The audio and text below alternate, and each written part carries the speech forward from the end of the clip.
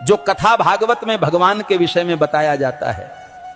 मैंने कहा वे झूठ बोलते हैं। अगर कोई इंसान बीमार होता है तो कहां जाएगा बोलो? राम मंदिर जाओगे या अस्पताल जाओगे? कहते हैं गाय का गोबर खाने से कैंसर ठीक होता है, तो बताओ भक्तों, इलाज के लिए विदेश क्यों जाते हो? समझो जरा। ये सब हम लोगों को भगवान के नाम पर गुमराह कर रखा है। और जब यही लोग कहते हैं धन दौलत त्याग कर भगवान की शरण में आ जाओ, और खुद कहीं पर भागवत कहने जाते हैं, लाखों रुपये लेते हैं। ये मायाजाल ही तो है। भगवान की शरण में जाने का मतलब यह थोड़ी है कि अपने शरीर का ध्यान छोड़ दो। जो शरीर भगवान ने दिया है उसकी सेवा भी तो ईश्वर सेवा है। जब बुखार आता है तब राम की जगह दवा ढूंढते हो। जब जीवन भर की परेशानी हो तब बाबा का झूठा गोबर इलाज क्यों बन जाता है? गाय पूज्य है, इसमें कोई दो राय नहीं, पर यह कहना कि गोबर खाने से कैंसर ठीक हो जाएगा, यह विज्ञान नहीं, धोखा है। जो कथावाचक कहते हैं धन दौलत छोड़ दो, भगवान की शरण में आ जाओ, वो खुद लाखों के हवाई सफर करते हैं, एसी पंडाल में रुकते हैं और पाटीदारों से लिफाफा लेते हैं। तो त्याग हमें क्यों सिखाते हो? तपस्या की राह हमें क्यों दिखाते हो, जब खुद तुमने उसका कोई अनुसरण नहीं किया? भगवान के नाम पर डर बेचकर जो अपने महल खड़े करते हैं वो संत नहीं, व्यापारी हैं। सच्ची भक्ति वो है जो आंखें खोलती है, ना कि आंखें बंद करवाती है। और आखिर में बात सीधी सी है, भगवान अंधविश्वास से नहीं, सच सेवा और विज्ञान से मिलते हैं। सीताराम सीताराम।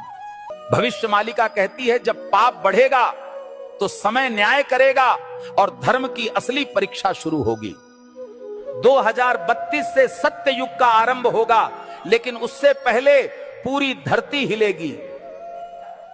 प्यारे भक्तों, 2 सूरज दिखेंगे आकाश में, पर उनमें से एक सूरज नहीं, विनाश का दूत होगा। बंगाल की खाड़ी में गिरेगा अग्निपिंड और समंदर उठकर धरती को लील जाएगा। 7 रात तक सूरज नहीं उगेगा, चांद नहीं दिखेगा, बस अंधकार होगा और भय, जिसे तुम प्राकृतिक आपदा कहोगे। तीसरा विश्व युद्ध दस्तक दे चुका है। शब्द नहीं अब शस्त्र बोलेंगे। भारत पर हमला होगा, परंतु धर्म की धरती कभी झुकेगी नहीं, क्योंकि भगवान कल्कि का अवतार होगा। जो शरण में आएगा बच जाएगा, जो अभिमान में रहेगा मिट जाएगा। प्यारे भक्तों, भविष्य मालिका चेतावनी नहीं, ये वक्त की आवाज है। जो सुन लेगा वही कल को देख पाएगा। धर्म अब उपदेश से नहीं बचेगा, धर्म बचेगा तो तुम्हारे कर्म और श्रद्धा से। जो अब भी सो रहे हैं, समय उन्हें जगाएगा नहीं, बल्कि बहा देगा इतिहास की धूल में। अब भी समय है भक्तों, या तो धर्म के साथ खड़े हो जाओ या अधर्म के साथ डूब जाओ। कल सऊदी अरब में आयोजित मेरे सत्संग के दौरान एक भक्त ने मुझसे एक दुखद प्रश्न किया। भक्त ने प्रश्न किया, गुरुजी, क्या राखी बांधने से बड़ी बात यह नहीं कि हर औरत को बहन समझा जाए? अरे मूर्खों, राखी के धागे पर इज्जत की एक्टिंग करते हो और बाकी दिन उसी इज्जत को आंखों से नोचते हो। राखी का धागा इज्जत का प्रतीक है, पर नजरें ही इज्जत न दें तो वो धागा क्या करेगा? जो आज बहन कह रहे हैं, कल उसी जैसी स्त्री को घूरते हैं। यही विडंबना है। जिस दिन पुरुष की नजर नारी को सच में बहन समझने लगेगी, उस दिन हर बेटी, बहन, हर स्त्री सुरक्षित अनुभव करेगी। भाई कहे जाने से कोई बड़ा नहीं बनता, उसके विचारों और दृष्टिकोण में सम्मान हो, यही सच्ची मर्दानगी है। राखी की रस्म निभाना सरल है, पर नीयत की सफाई असली परीक्षा है।